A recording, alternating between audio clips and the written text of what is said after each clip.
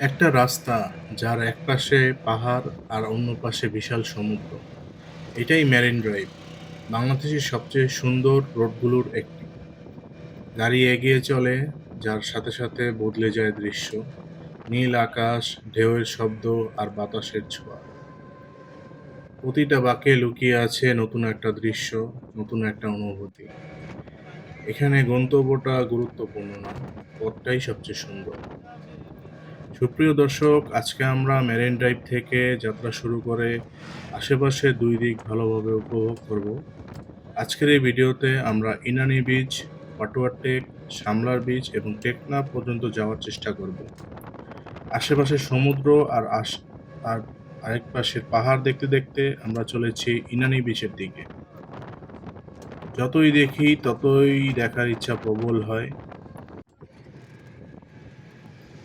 সুপ্রিয় দর্শক, আমরা চলে এসেছি ইনানি বিচের একদম কাছে। ইনানি বিচকে ঘিরে গড়ে উঠেছে অসংখ্য রিসর্ট, হোটেল এবং রেস্টুরেন্টস।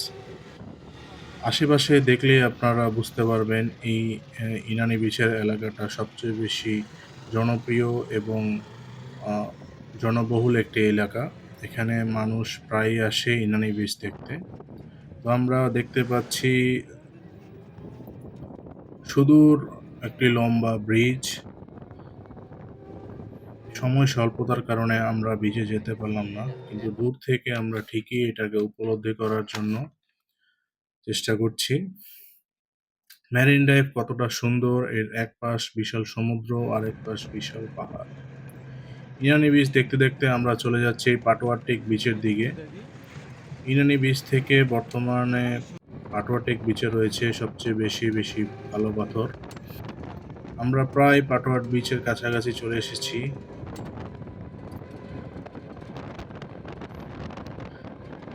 দুপাশে সৌন্দর্য দেখতে দেখতে আমরা মেরিন ড্রাইভটাকে অনেক বেশি ফিল করতে পারতেছি। মেরিন ড্রাইভের মতো এত সুন্দর একটি রোড বাংলাদেশে আর কোথাও নেই বললেই চলে। একপাশে বিশাল সমুদ্র, সমুদ্র ঢেউয়ের আওয়াজ, আরেক পাশে বিশাল পাহাড় এবং বাতাসের যে বেগ, তা মনকে অবশ্যই নাড়া দেবে আপনাদের। সুপ্রিয় দর্শক, আমরা প্রায় কাছাকাছি এসে পড়েছি পাটোয়া টেকের বিচের একদম কাছে। তো যদি সন্ধ্যা পর্যন্ত আমরা সময় পাই, তাহলে আমরা অবশ্যই টেকনাফ পর্যন্ত যাব। পাটোয়া টেক বিচের পরেই রয়েছে শামলার বিচ। সেখানে অনেক মাছ গুলো শুটকি বানানো হয়, সেগুলো একদম কাছ থেকে দেখা যেত। তো দেখি আমরা সন্ধ্যার আগে কতটুক যেতে পারি।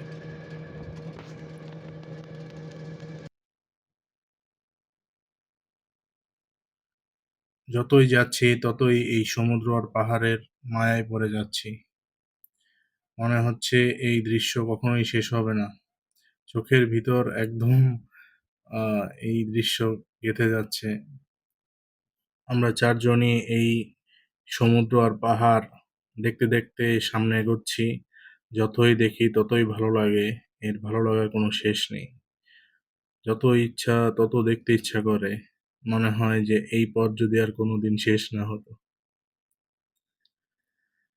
সুপ্রিয় দর্শক, এই সুন্দর সমুদ্র আর এই পাহাড় একবার হলেও দেখার জন্য মেরিন ড্রাইভে আসা উচিত। তো আপনারা সময় করে অবশ্যই মেরিন ড্রাইভে আসবেন এবং পুরো মেরিন ড্রাইভটা ঘোরার চেষ্টা করবেন একদম টেকনাফ পর্যন্ত। সুপ্রিয় দর্শক, আমরা একদম কাছাকাছি এসে পড়েছি পাটোয়া টেক বিচের একদম কাছে।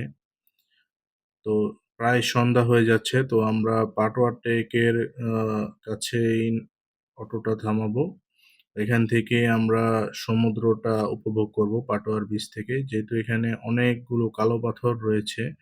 তো ইনানি বিচ থেকেও এখন অনেক বেশি আ কালো পাথর এই পাটোয়া টেক বিচে রয়েছে।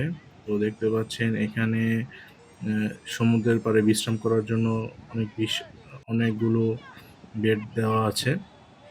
তো এখানে এক্টিভিটিস খুব একটা দেখা যাচ্ছে না। কিন্তু এখানের যে দৃশ্য অন্যান্য বিচের তুলনায় অনেক বেশি সুন্দর। কারণ এখানে রয়েছে কালো পাথর। সুপ্রিয় দর্শক, প্রায় সন্ধ্যা হয়ে যাচ্ছে, তাই আমরা সূর্যাস্তটা পাটোয়ারটাকে দেখেই আমরা ফেরার পথে রওনা দিলাম অটোতে করে। রাতের মেরিন ড্রাইভ ভ্রমণ আরো বেশি মনোমুগ্ধকর। ইনানির সেই বীচ দূর থেকে আলোকিত হয়ে আসছে। ফেরার পথে আমরা আবার সেই দৃশ্যগুলো উপভোগ করতে পারছি। একপাশে সমুদ্র, একপাশে আ পাহাড়। কিন্তু এখন পরিস্থিতি হয়ে গেছে রাতের বেলা।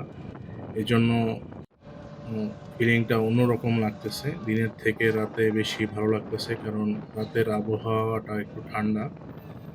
সুপ্রিয় দর্শক, আমরা আবার চলে আসলাম সেই সি ফুড ক্যাফ 2 তে। যেখানে আমরা ১ম দিন এসেছিলাম। আমাদের সেই ৳৩৫০ প্যাকেজটি এতই ভালো লেগেছে যে আমরা 2nd টাইম আবার এখানে আসছি। আপনারা কাঁকড়া বিচের বিপরীতে এই ক্যাফটা পেয়ে যাবেন। তো এই ক্যাফটা অনেক সুন্দর একটি ক্যাফ। এখানে সামুদ্রিক মাছসহ অনেক বিভিন্ন ধরনের প্যাকেজ পেয়ে যাবেন।